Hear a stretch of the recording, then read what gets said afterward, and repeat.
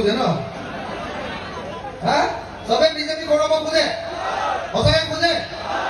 যদি বিজেপি খোৱাব খোজে তেতিয়াহ'লে কেইটামান কাম কৰা বন্ধ কৰক কেইটামান কাম মুছলমান মানুহে কৰা বন্ধ কৰক এক বদৰুদ্দিন আজমল সাহেবৰ মিটিঙলৈ যোৱাটো বন্ধ কৰি দিয়ক নাম্বাৰ 1 নাম্বাৰ 2 গাঁৱে গাঁৱে ল'ৰাবিলাকক কৈ দিয়ক যে তহঁতি সৰু সুৰা কথাটো হিন্দু মানুহৰ লগত কাজিয়াকে নকৰিবি একো হিন্দু মানুহ তহঁতক যদি মাৰ এটাও দিয়ে অলপ আহি পুলিচকে কেছটো দিবি তহঁতি উল্টাই গৈ 100টা মানুহে গৈ মাৰি নিদিবি নহ'লে যিকোনো সময়তে হিমন্ত বিশ্ব শৰ্মাই হিন্দু আৰু মুছলমানৰ যুঁজ এখন লগাবলৈ চাই আছে কাজিয়া এখন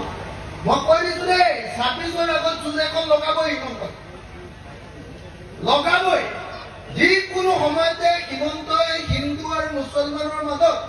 2026ৰ নিৰ্বাচনৰ আগত কাজিয়া এখন লগাবই লগাব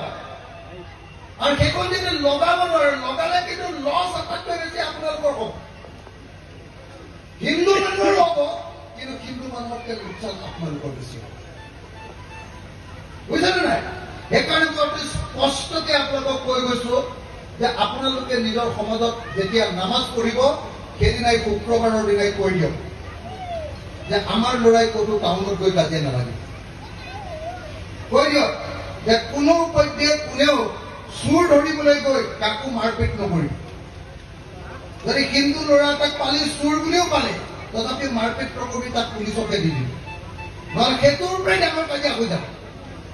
মানুহে চুৰ হয়নে নহয় কোনেও গম নাপায় এনেই ধৰিলে মানে পিটি দিয়ে নে নাই সেইটোৰ পৰাই কাজিয়া হৈ যাব গতিকে মই আপোনালোকক এটাই কথা ক'বলৈ আহিছো যে 2026লৈকে কোনেও যাতে বিজেপিক সহায় কৰাকে কাজিয়া নকৰে কোনেও যাতে বিজেপিক সহায় কৰাকে এনেকুৱা চুৰ ডকাইতি এইবিলাক কৰি যিমান থাকিব 2 নম্বৰী কাম যিমান কৰিব সিমানেই মুছলমান মানুহখনেই বেয়া বুলি বিজেপিয়ে টিভিত উলিয়াই হিন্দু মানুহবিলাকক আপোনালোকৰ পৰা আঁতৰাই দিব 16 চনত কৈছিলে যে এইখনে শৰাইঘাটৰ শেষৰণ জাতি মাতি ভেটি যদি ৰক্ষা কৰিব লাগে তেতিয়াহ'লে বিজেপিক ভোট দিব লাগে দিলে দ্বিতীয়বাৰ ক'লে যে নহয় আজমলক যদি আমি খেদিব নোৱাৰো তেতিয়াহ'লে অসমীয়া জাতিৰ কোনো ভৱিষ্যত নাই এতিয়া আজমলক খেদিব পাৰিলেহে আমি অসমীয়া জাতিক বচাব পাৰিম এইটো 21ত আজমল চাহেবেও কৈ দিলে বৰপেটা বোলে ইনশাআল্লাহ এইবাৰ আমাৰ লুঙি আৰু টুপিৰ চৰকাৰ হ'ব কৈ দিলে নে এনেকে আজমল চাহেবে কৈ দিলে দুইটা বস্তু মনত ৰাখিব দেই মই যি সময়ত বিজেপিক গালি দিওঁ সেই একেটা সময়তে মই AIDFকো সমানে গালি দিওঁ যদি হিন্দুৰ দল বিজেপি থাকিব নালাগে মুছলমানৰ দল AIDFও অসমত থাকিব নালাগে হয়নে নহয় আমাৰ ধৰ্মৰ ভিত্তিত দল নালাগে ভাৰতৰ সংবিধানে কৈছে যে গণতান্ত্ৰিক দেশত ধৰ্ম নিৰপেক্ষ দেশত ধৰ্মক লৈ কোনেও ৰাজনীতি কৰিব নোৱাৰে